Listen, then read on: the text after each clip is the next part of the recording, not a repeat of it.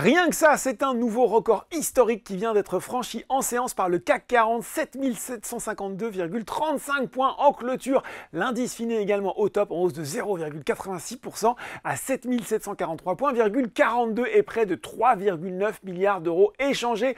Le tout sous un flot de publications d'entreprises Nexans, Pernod Ricard, Renault, Stellantis pour ne citer qu'elles.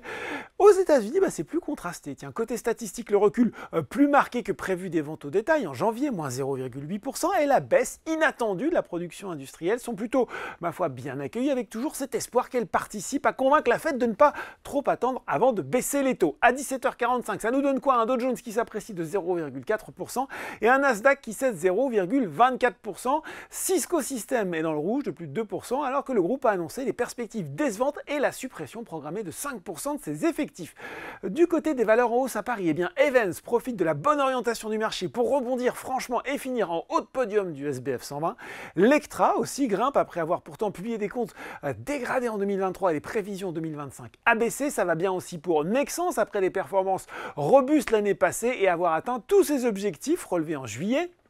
Le fabricant de câbles qui dit aborder l'exercice 2024 avec confiance et prévoit un EBITDA ajusté entre 670 et 730 millions d'euros cette année. Les vraies stars du jour, c'était les valeurs de l'auto. Renault et Stellantis pied au plancher après la publication de leurs résultats annuels.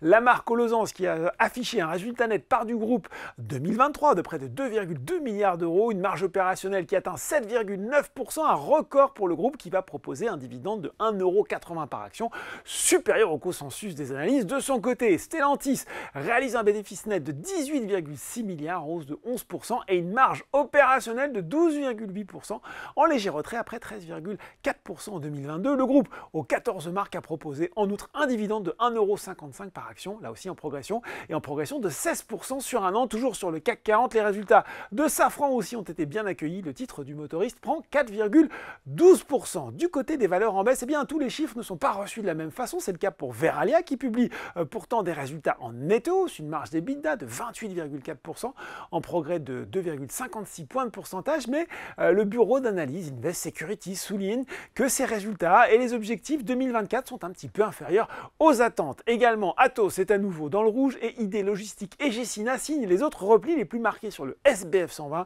Sur le CAC 40, c'est Essilor Luxottica qui était le moins en vue aujourd'hui avec Total Energy, Michelin et Airbus qui a publié un bénéfice net pourtant de 3,8 milliards d'euros en baisse de 11% par rapport au record de 2022. Voilà, c'est tout pour ce soir. En attendant, n'oubliez pas, tout le reste de l'actu éco et finance est sur Boursorama.